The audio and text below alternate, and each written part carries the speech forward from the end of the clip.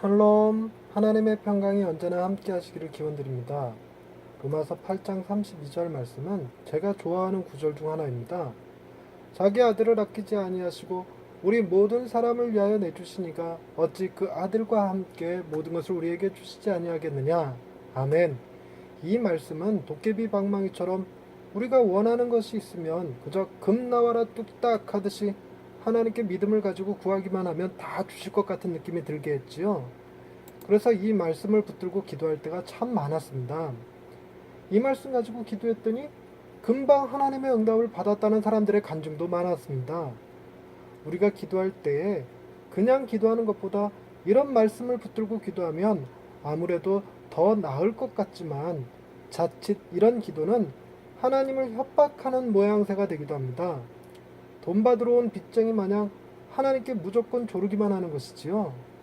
바울은 필요한 것이 있을 때 모든 것을 우리에게 주시는 하나님께 구하라고 권면하기 위해 이 말씀을 한 것은 아닙니다. 즉 바울은 이것을 기도용으로 제시한 것이 아니었습니다. 바울이 이 말씀을 한 것은 하나님께서 우리의 형편과 환경에 상관없이 오직 하나님의 사랑으로 우리를 선택하시고 부르셔서 구원하신 사건을 입증하기 위해서 했던 말씀이었습니다. 바울의 이 말씀은 하나님께서 아들을 아끼지 아니하고 주셨듯이 그 아들과 함께 구원에 필요한 모든 것을 주시는 분이심을 설명한 것입니다. 그래서 이어지는 구절에 아무도 하나님이 택하신 자들을 고발할 수가 없고 죽었다가 다시 살아나신 주님이 하나님 우편에서 우리를 위하여 간구하고 계시니 아무도 우리를 정죄할 수 없다는 말씀을 하신 것입니다. 이는 8장 1절에서 그리스도 예수 안에 있는 자에게는 결코 정죄함이 없다고 하신 것과 같은 것이지요. 바울은 하나님이 우리를 위하시고 우리를 사랑하고 계시니 그 누구도 우리가 구원받기에는 부족하다고 주장할 수 없다는 것입니다. 예를 들면 기독교 유대인들이 할례와 같은 특정 율법을 들어 우리가 오직 주님만으로 구원을 얻기에는 조금 부족하다는 주장을 할 수 없게 만드는 것입니다. 뿐만 아니라 스스로 자기 정죄감에 빠지거나 열등의식에 사로잡혀 나는 도저히 구원받을 수 없는 존재라는 생각까지도 배격하고 있는 것이지요. 하나님을 믿는 사람들이 왜 이런 자기 정죄에 빠지게 될까요? 그것은 그들이 살아가는 환경과 관련이 있습니다. 기독교 국가에서 살아가는 사람들보다 불교 국가에서 살아가는 사람들이 하나님 앞에 온전하게 살기가 더 어려운 법입니다. 로마에서 살아가는 사람들은 도처에 깔린 우상숭배의 문화에서 자유로울 수가 없었고 수많은 유혹으로부터 자신을 지켜내기가 쉽지 않겠지요. 아무리 말씀 앞에 결단하고 우상을 배격한다고 해도 이미 몸과 마음에 오랫동안 새겨진 우상숭배의 문화 앞에 속절없이 무너질 때가 많습니다. 하지 말아야지 하면서도 정신을 차려보면 세상과 타협하고 있는 자신의 모습을 볼 때가 있지요. 우리도 마찬가지입니다.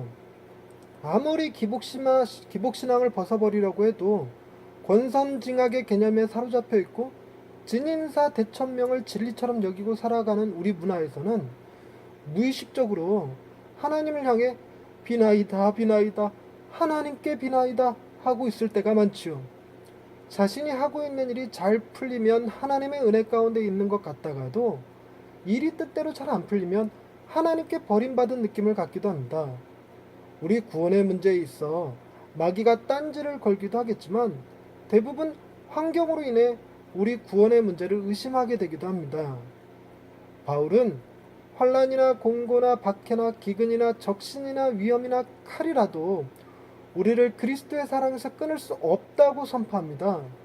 또한 사망이나 생명이나 천사들이나 권세자들이나 현재일이나 장래일이나 능력이나 높음이나 깊음이나 다른 어떤 피조물이라도 하나님의 사랑에서 우리를 끊을 수 없다고 했지요. 우리가 아무리 하나님을 믿는다고 해도 항상 정결할 수는 없고 매번 성공하기만 할 수도 없습니다. 우리는 최선을 다해 거룩하게 살렸고 몸부림치고 모든 노력을 기울여 성공할 필요는 있지만 그렇지 못하다고 해서 하나님의 사랑을 받을 자격이 없다거나 하나님이 나를 사랑하시지 않는다고 생각한다면 그것은 바른 믿음이 될 수 없는 것입니다.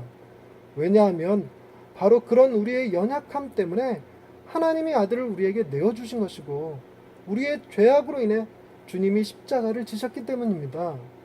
주님은 우리가 넘어지고 실패할 때 더 가까이 함께 해주시고 더 큰 사랑과 은혜로 우리를 위로하여 주시는 분이십니다. 할렐루야.